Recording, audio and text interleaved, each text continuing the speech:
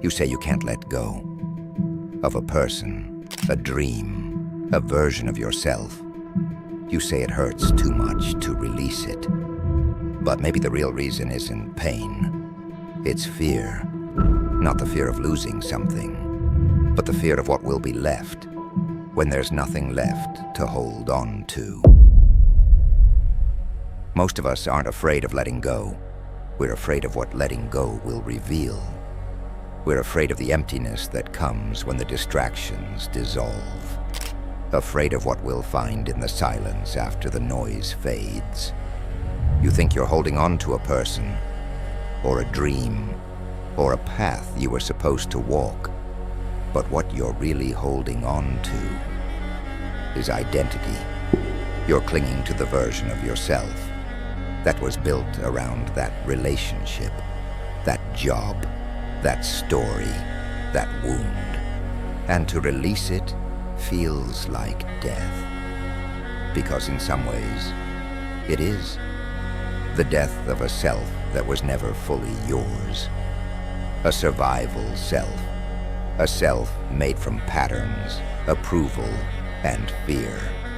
That's what attachment truly is. Not love, not meaning, not depth. But fear. Fear in disguise. A mask we wear to avoid touching the unknown within. You stay in the relationship not because it's fulfilling, but because without it, you feel invisible. You stay loyal to the pain because it's familiar. And familiarity feels like safety to the ego. You hold on to titles and roles because without them, you fear you'll disappear. The ego is not concerned with peace. It is concerned with survival, and it survives by clinging to the known, even when the known is slowly killing you. So you keep gripping, not because it nourishes you, but because it reminds you that you exist, even if the reminder is painful. But here's what no one teaches you. Sometimes peace looks like collapse. Sometimes healing feels like emptiness. Sometimes freedom begins with the end of who you thought you were.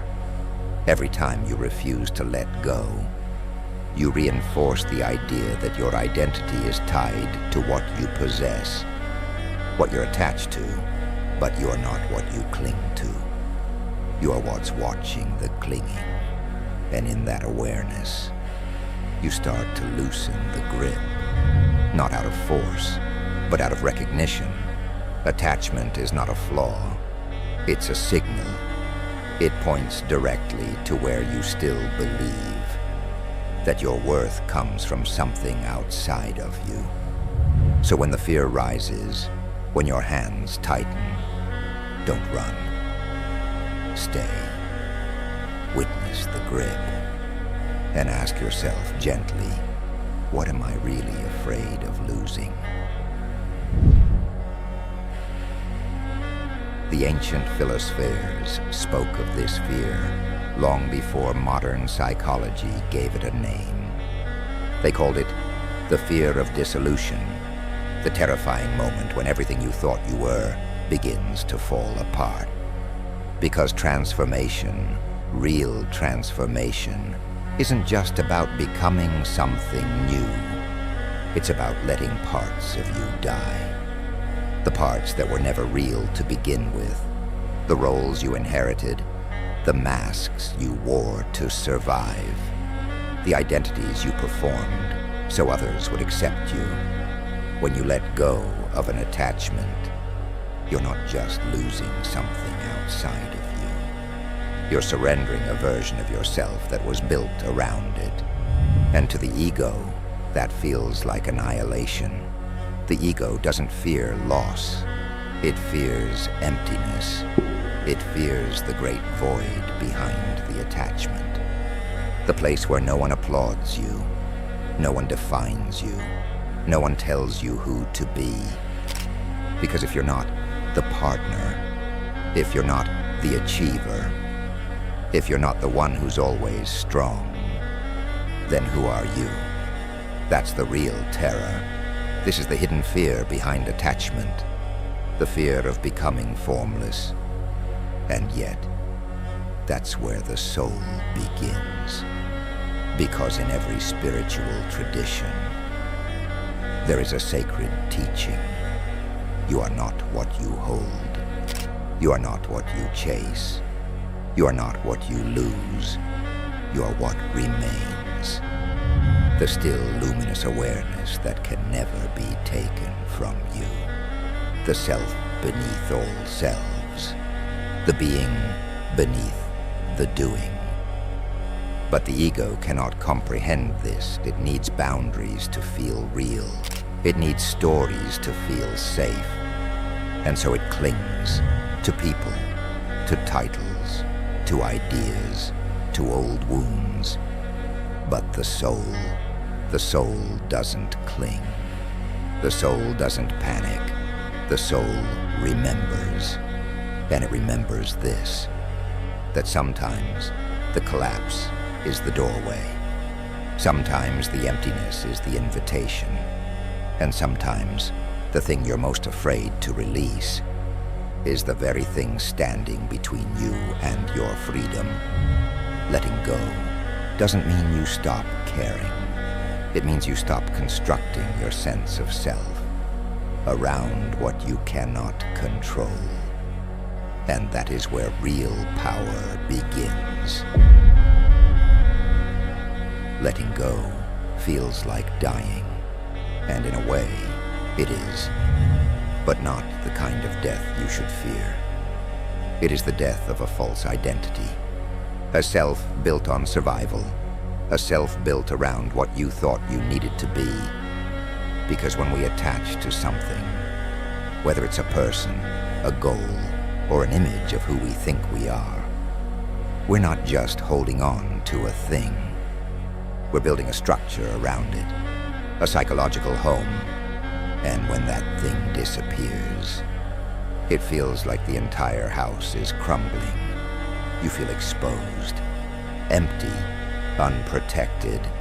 But what if that home was never safe to begin with? What if the walls were made of fear, the foundation poured from scarcity, and the roof built only to keep you small? What feels like loss is often revelation. It reveals what was never truly yours, what was never solid, what was never love, just dependency, what was never purpose, just performance. You mourn what you thought you needed, but underneath that grief is something else. Relief, lightness, space. Because the truth is, you don't lose yourself when you let go. You lose the version of you that was pretending, the version that was constantly striving, constantly pleasing, constantly afraid of being alone. You lose the noise. And in the silence that follows, you meet someone you may not have encountered in years. Your real self, the unguarded self, the self that doesn't need applause or control or certainty to feel alive. There's a reason stillness is feared, because it doesn't just bring peace, it brings clarity. And clarity can be uncomfortable when you've spent your life decorating illusions. The people you chased, the paths you defended, the pain you protected, all of it begins to unravel. And yes, grief comes. Because grief is not just for what is gone. It's for who you were while you clung to it. You grieve the years spent running, the energy spent holding up what was never meant to last. You grieve the versions of yourself that were necessary, but no longer true. And through that grief, you emerge, not emptier, but clearer. Not broken, but more whole than you've ever been. You begin to see that letting go was never the end. It was the beginning. The shedding of borrowed identities, the collapse of the illusion of control, and what you feared would destroy you becomes the very thing that frees you. Not because it gives you anything, but because it takes away what was never real. That is the sacred truth behind the illusion of loss. Nothing real can be lost. Only illusions can fall apart. And when they do, the soul rises. You are never meant to hold everything. You are meant to remember what cannot be taken. Let go, not to lose yourself, but to finally meet who's been waiting underneath it all. Arcane praxis, wisdom for the ones who see deeper,